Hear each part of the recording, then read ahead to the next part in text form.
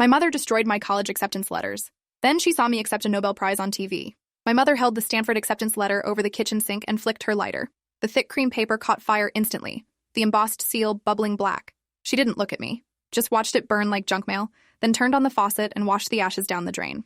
Then she grabbed the next envelope. MIT, same lighter, same sink, same dead expression. I'm Dr. Malika Reeves, and this is how my mother tried to destroy my future and accidentally created the scientist who'd prove her wrong on live television watched by 8 million people. She burned all 6 acceptance letters that Saturday morning. Stanford, MIT, Caltech, Princeton, Yale, Harvard. Every single one offering full scholarships for biochemistry. She'd waited for me to come home from my library shift specifically so I could watch. She said college was a waste for girls like us, that I'd just get pregnant and drop out anyway, that she'd done fine without education and so would I. She worked 3 jobs cleaning houses while we lived on food bank donations and subsidized housing. Her version of fine and mine were very different universes. I tried to grab the Princeton letter. She shoved me into the counter hard enough that pain shot through my ribs.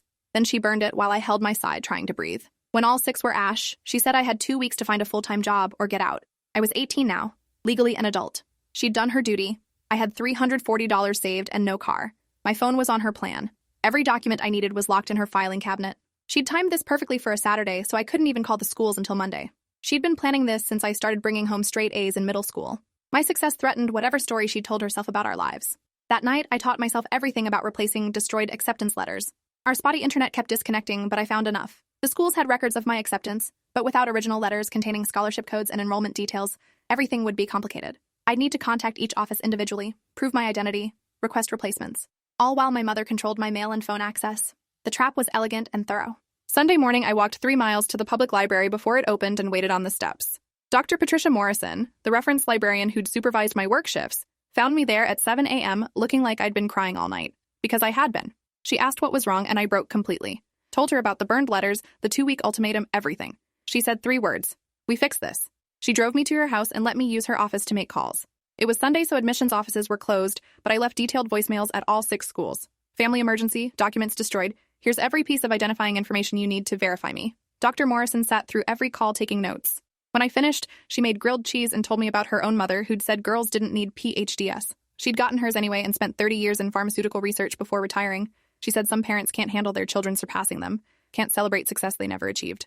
The validation made me cry again. Monday morning I went to school, but my mind was gone. I'd left my phone at home because I didn't trust my mother not to check it. Dr. Morrison said she'd take messages if schools called the library. At lunch, I checked email on the school computer. Stanford had already responded. They confirmed my acceptance and would send replacement documentation to whatever address I provided. But my full scholarship was contingent on accepting by April 15th, 3 weeks away. If I didn't formally accept and submit enrollment paperwork by then, they'd offer my spot to someone else. 3 weeks to figure out housing, transportation to California, and how to escape my mother's control. My guidance counselor found me crying in the computer lab and pulled me into his office. Mr. Anderson had written one of my recommendation letters. I told him everything and watched his face cycle through disbelief to rage. He called CPS immediately, reported my mother for educational neglect and emotional abuse. The CPS worker said, since I was 18, I was legally an adult. They couldn't intervene in what they classified as a family disagreement. Mr. Anderson argued for 20 minutes but got nowhere. The system didn't protect 18-year-olds from abusive parents. We were old enough to be kicked out, but not old enough for most assistance programs. The gap was intentional. Dr. Morrison offered me her guest room that afternoon. I almost collapsed from relief. That night, I went home one last time while my mother was at work. I knew her filing cabinet code because she used the same 4 digits for everything. Her birth year. Inside, I found my birth certificate, social security card, immunization records, and surprisingly, my passport from when I was 6. I took everything, plus the only photos of my grandmother who died when I was 12. Left a note saying I was staying with a friend. A lie to buy time so she wouldn't report me as a runaway. Everything I owned fit in one backpack and a trash bag. I texted from Dr. Morrison's phone saying I'd be back Sunday, then blocked her number and never went home again. Stanford sent replacement documentation by overnight mail. My financial aid covered everything. Tuition, room, board, even a book stipend. I accepted immediately. Filled out every form, sent everything back certified mail. MIT and CALTECH sent similar packages. But I'd already committed. 3 weeks of constant emails and phone calls to replace what my mother destroyed in 3 minutes. But eventually, it was official. I was going to Stanford, and she couldn't stop it because she didn't know where I lived anymore. She showed up at the library 6 days later, demanded to know where I was, accused Dr. Morrison of kidnapping. Dr. Morrison calmly said I was an adult who'd left an unsafe situation, and she wouldn't be providing information about my location. My mother threatened police. Dr. Morrison said call them. They'll confirm she's 18 and can make her own decisions. My mother left screaming about betrayal and lawsuits that never materialized. She tried my high school, but Mr. Anderson had already notified the office she wasn't allowed access to my records. She tried everything except the one thing that might have worked: apologizing. That never occurred to her because she didn't think she'd done anything wrong. In her mind, she'd protected me from wasting time on impossible dreams. I graduated valedictorian in June with a 4.0 and perfect SATs. My mother didn't attend. Dr. Morrison did, along with Mr. Anderson and library staff who'd helped me. I gave my speech about overcoming obstacles and thanked my teachers without mentioning family once. The local newspaper ran a story about my Stanford scholarship. That's probably how my mother found out where I was going. She left 3 voicemails on Dr. Morrison's home phone over the summer. First one congratulated me sarcastically. Said I'd gotten what I wanted. Hoped I was happy throwing away family. Second was angrier. I'd abandoned her after everything she'd sacrificed. Third came in late July. Different tone. She'd been diagnosed with lupus. Needed help with medical bills. Family takes care of family. Dr. Morrison asked if I wanted to respond. I said no. She'd made her choices, and I'd made mine. I left for Stanford in August with $2,000 from library work and 1 suitcase. Dr. Morrison drove me to the airport and hugged me hard enough to restart the crying. She said she'd see me at graduation in 4 years. I believed her because she'd never lied to me. The flight to San Francisco was my first time on a plane since I was 6. I spent it staring out the window thinking about how far I'd come in 5 months, from watching my future burn to flying toward it. Stanford was overwhelming. Beautiful buildings, students from everywhere, resources I couldn't have imagined. My dorm room was small but mine. A desk, bookshelf, window overlooking a courtyard. My roommate was from Oregon studying computer science. First-generation college student who'd fought to be there. We bonded immediately. I threw myself into coursework with intensity that concerned professors. Maximum credits every quarter. Research lab volunteer work. Part-time library job. Rarely slept more than 5 hours. Spent weekends in labs instead of socializing. Winter quarter freshman year, my advisor called me in. Asked if I was okay. I said fine, just focused. She said I seemed scared, like someone might take this away if I didn't prove myself constantly. She was right. I was terrified Stanford would realize they'd made a mistake. That my mother would show up and destroy this future like she'd destroyed the letters. The fear drove excellence but isolated me completely. My research focus emerged sophomore year in Dr. Helena Okonkwo's lab studying autoimmune diseases. She was a brilliant Nigerian immunologist who'd made groundbreaking lupus discoveries. I didn't mention my mother's diagnosis, just said I was interested in autoimmune research. She assigned me a protein project and I essentially moved into her lab. Arrived at 6 a.m., left at midnight. Running experiments, analyzing data, reading every paper on immune dysfunction. Dr. Okonkwo noticed and started giving me graduate-level projects. By junior year, I was first author on a paper in a mid-tier immunology journal. By senior year, I'd co-authored 3 more and been accepted to Stanford's PhD program with full funding. Dr. Morrison came to my undergraduate graduation like she'd promised. Thinner, slower, but same smile. Said she'd always known I'd do this. I introduced her to Dr. Okonkwo, who thanked her for supporting me. They talked about mentorship for 20 minutes while I felt grateful and guilty. Grateful for intervention. Guilty, I hadn't stayed connected through 4 years of intense focus. I promised to visit more. She laughed and said I was exactly where I needed to be. Graduate school was more intense than undergraduate. Dr. Okonkwo's lab was pursuing a lupus theory that contradicted established models. She needed data to support her hypothesis. I designed experiments testing environmental factors on immune cell protein expression, looking for patterns explaining why lupus developed in some people but not others. The work was tedious and frustrating. Same experiments dozens of times with slight variations. My first 2 years produced nothing publishable, just negative results and dead ends. Other students published breakthroughs while my work stalled. Dr. Okonkwo kept saying science was mostly failure. Every negative result ruled out possibilities. I understood intellectually, but felt like I was wasting time and funding. The breakthrough came 3rd year almost by accident. Running enzyme assays on immune cells exposed to environmental stressors when I noticed an unexpected protein interaction. Only appeared under very specific conditions, probably contamination or measurement error. But I couldn't stop thinking about it. Repeated the experiment 50 times with increasingly controlled conditions. The interaction appeared consistently. Brought it to Dr. Okonkwo, who got excited in her quiet, intense way. Said this could be the mechanism we'd been searching for. The trigger explaining lupus onset. We spent 18 months characterizing this protein interaction and downstream effects. I lived in the lab, slept on the break room couch when experiments ran overnight. My social life disappeared. My health declined from stress and poor sleep. But the data kept getting better. We were seeing clear causal pathway from environmental trigger to immune dysfunction. More importantly, identifying intervention points where drugs could interrupt the disease process. By 4th year, we had enough for a major publication. Co-wrote a paper for Nature Immunology describing findings and implications for lupus treatment. Peer review took 8 months and was brutal. Reviewers questioned methods, demanded additional experiments, pushed back hard against conclusions challenging existing theories. We addressed every concern methodically, ran new experiments, provided more data. Finally, the paper was accepted, published January of my 5th PhD year, with me as first author. The paper exploded. Our findings offered the first comprehensive explanation for lupus triggers and suggested therapeutic approaches pharmaceutical companies immediately began exploring. I started getting journalist interviews and conference invitations. Dr. Okonkwo said, say yes to everything. Visibility matters for young scientists. I defended my dissertation in May to a packed room. 3 hours of detailed methodology questions. When it finished, my committee said my work represented significant contribution to the field. I was Dr. Malika Reeves now with job offers from institutions across the country. I chose a postdoc at the National Institutes of Health in Maryland, working with a team developing lupus therapeutics based on our findings. translating basic science into actual treatments. We ran trials testing drugs targeting the protein pathway I'd identified. Early results were promising. Patients showed reduced inflammation and symptom improvement without severe side effects of traditional immunosuppressants. By second postdoc year, we had enough positive data to publish and move toward FDA approval. The pharmaceutical company funding research rushed to market. I was listed as co-inventor on the patent, which meant royalties if approved. Financial implications were staggering, but money felt less important than knowing my research might help people. Dr. Morrison died during my third postdoc year. Her sister called saying she'd had a stroke. Passed peacefully. The funeral was small, but she'd left instructions I'd be notified. Her sister gave me a box of things she'd saved from my high school years. Research papers, library photos, my valedictorian speech. She'd kept everything. There was also a letter written 6 months before her death. She'd followed my career closely, read every paper, felt proud each time, said she'd known from the first biochemistry textbook request that I was special. Never regretted helping me escape my mother's control. Watching me succeed gave her life renewed purpose after her husband died. The letter ended with encouragement to keep pushing forward. Never let anyone make me small. Family was chosen, not just inherited. I read it alone and cried for the first time in years. The lupus drug completed phase 3 trials 4th postdoc year and received FDA approval. The pharmaceutical company launched it with massive marketing highlighting effectiveness and reduced side effects. My name was in patent documentation and research papers. Journalists called for interviews. I did a few profiles explaining the science and emphasizing Dr. Okonkwo's mentorship. Mostly stayed focused on research. Drug royalties started coming. Quarterly payments more money than I'd seen in my life combined. I paid off minimal debt, bought a condo in Bethesda, set up a scholarship fund at my high school for science students. The rest I invested. Still not believing this was real and permanent. I'd spent so many years in survival mode that financial security felt surreal. My research evolved from lupus to broader autoimmune mechanisms. Published papers on rheumatoid arthritis, multiple sclerosis, type 1 diabetes, always looking for common pathways explaining why immune systems attacked bodies. The work was painstaking but rewarding, each discovery building on previous findings. I collaborated with researchers worldwide. By late 30s, I'd published over 50 papers, received multiple grants, was recognized as a leading voice in autoimmune research. The MacArthur Fellowship notification came on a Wednesday morning in September. A woman called saying I'd been selected as a MacArthur Fellow. $625,000 over 5 years with no strings attached for my research. I thought it was a scam. She provided verification. It was legitimate. The MacArthur Genius Grant was one of the most prestigious awards in American science. The news became public the next day. My phone rang constantly with congratulations and interviews. The attention was uncomfortable but validated years of work that often felt invisible.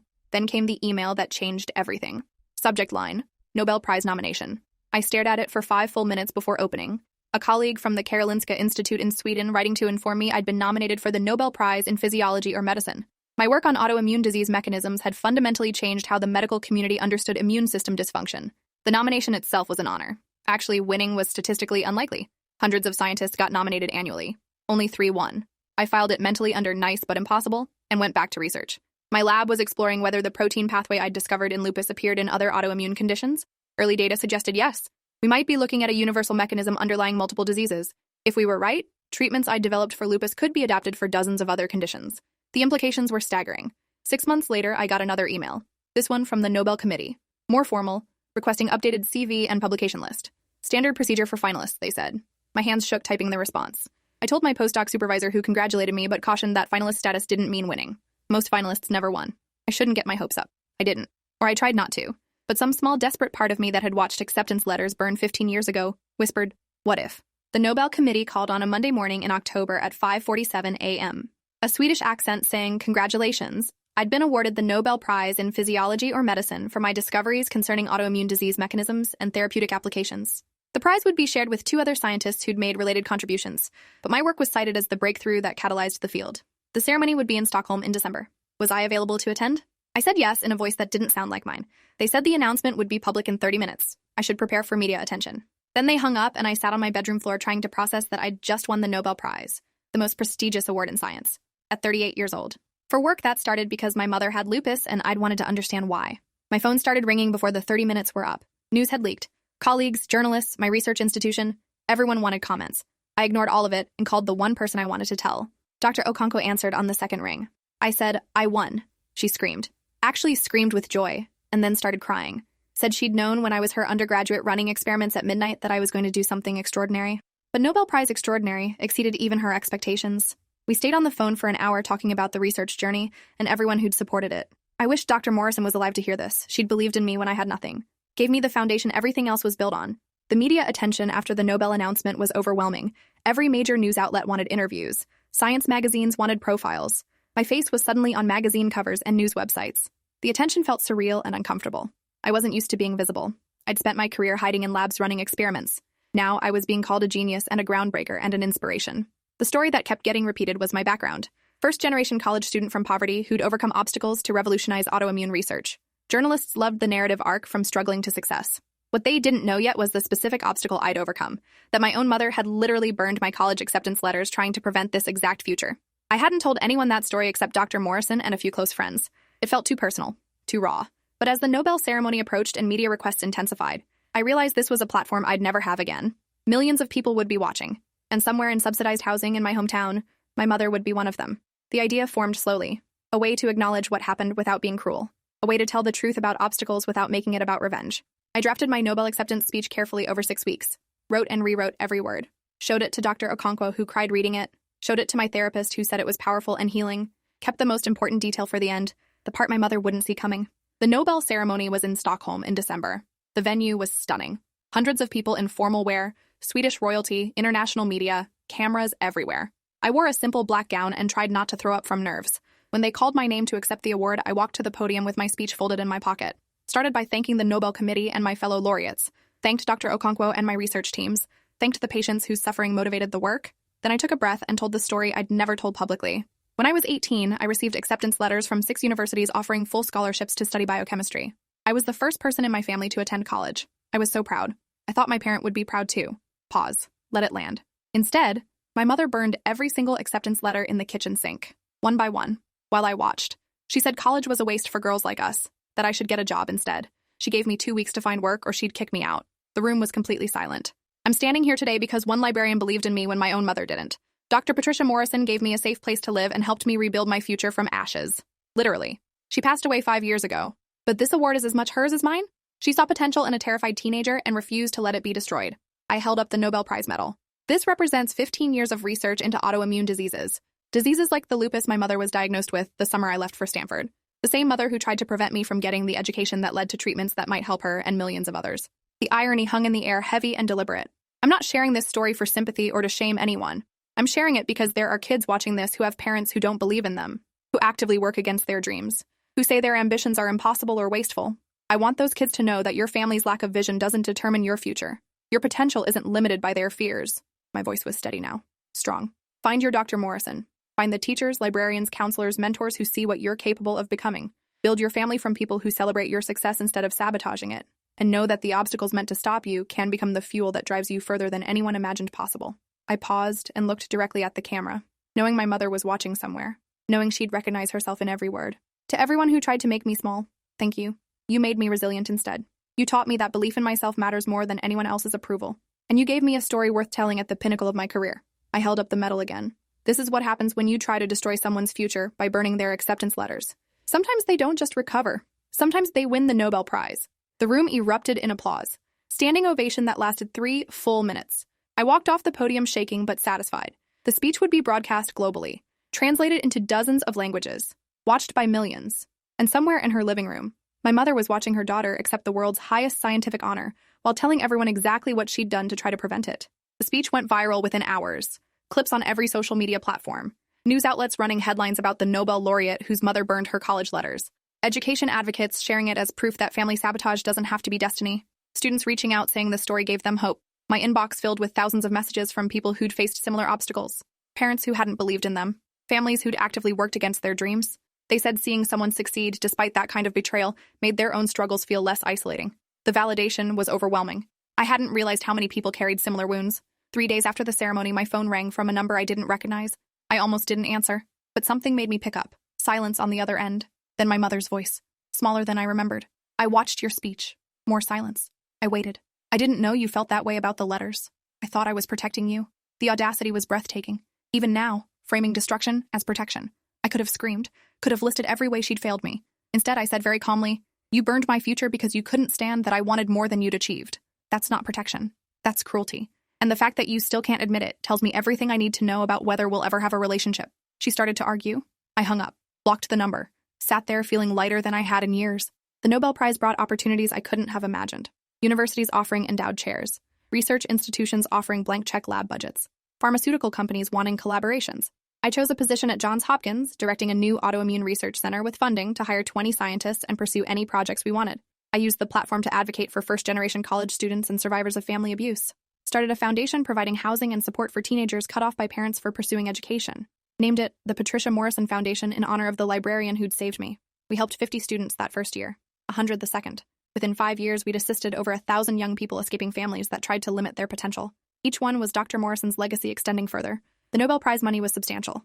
I donated most of it to the foundation and to scholarships for science students from low-income backgrounds, kept enough to buy a house and establish financial security. Money beyond that felt meaningless. I had everything I needed: a lab, brilliant colleagues, resources to pursue questions that fascinated me. The external validation was nice, but ultimately empty compared to the satisfaction of research itself. My mother tried reaching out twice more over the next year. Once through my brother, who I'd barely spoken to in 2 decades. Once through a letter sent to Johns Hopkins. Both times trying to rewrite history, claiming she'd always supported me, that I'd misunderstood her intentions. That family should forgive. I never responded. Some bridges should stay burned. 10 years after winning the Nobel Prize, I'm 58 and running one of the most productive autoimmune research centers in the world. We've developed treatments for 6 different autoimmune conditions based on that original protein pathway I discovered in graduate school. Helped millions of patients live better lives with less pain and fewer side effects. Published over 200 papers. Trained the next generation of immunologists who will push the field further than I could alone. I think about my mother sometimes. Wonder if she follows my work or pretends I don't exist. Wonder if she understood what she destroyed that day in the kitchen, or if she still believes she was right. It doesn't matter anymore. She's a footnote in my origin story. The villain who accidentally created her own opposite by trying to limit me. The obstacle that taught me I didn't need her approval to succeed. I think about Dr. Morrison more often. Wish she'd lived to see the Nobel Prize and everything that came after. She'd saved my life with 3 words. We fix this. Refused to let someone else's cruelty be the end of my story. Showed me that family was people who showed up and believed in you, not just people who shared DNA. Her legacy lived in every student the foundation helped and every researcher I mentored. I think about the acceptance letters burning, how the flames had felt like the end of everything, how my mother had watched with that blank expression like she was taking out trash, how I'd stood there shaking, unable to process that my own parent wanted me to fail. The memory doesn't hurt anymore. It's just information now, data about what happened and how I survived it. Sometimes pain transforms into fuel if you're angry enough and stubborn enough and lucky enough to find people who believe in you when you can't believe in yourself. My life became extraordinary, not despite my mother's sabotage, but because of it. She gave me a story worth telling. A concrete example of how family betrayal doesn't have to be destiny. Proof that burning someone's future just makes them build a better one from the ashes. I won the Nobel Prize. My face is in textbooks. My research changed medicine. Students study my methods. Patients thank me for treatments that gave them their lives back. And my mother gets to watch all of it knowing she tried to prevent it. Knowing that if she'd just let me go to Stanford peacefully, I might have been moderately successful.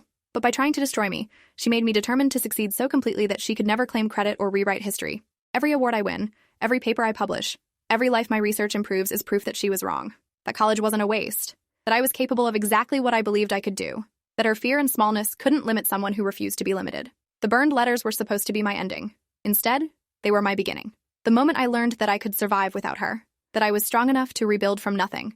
That my worth wasn't determined by whether my mother believed in me. She gave me that gift accidentally, and I've built an entire career on it. So in a way, I should thank her. For burning the letters, for kicking me out, for forcing me to find Dr. Morrison and all the other people who actually wanted me to succeed. For teaching me that the people who should support you sometimes won't, and you have to build your family from better materials. The Nobel Prize acceptance speech was watched by 8 million people live and millions more online afterward. My mother was somewhere in that audience watching her daughter tell the world exactly what she'd done. Watching me hold up the highest achievement in science and explain how her cruelty had motivated it. That image is the one I return to when I doubt myself. My mother sitting alone in whatever apartment she lives in now, watching me on television accepting an award she tried to prevent me from ever being eligible for, realizing that burning my acceptance letters didn't destroy my future. It just ensured she wouldn't be part of it. And that sometimes, when you try to make someone small, you accidentally teach them how to become extraordinary instead. This is what happens when you underestimate your children, when you confuse limitation with love, when you destroy their dreams thinking you're protecting them. You're still here, you're a true fan? Show some support with a like and subscribe to catch the next one.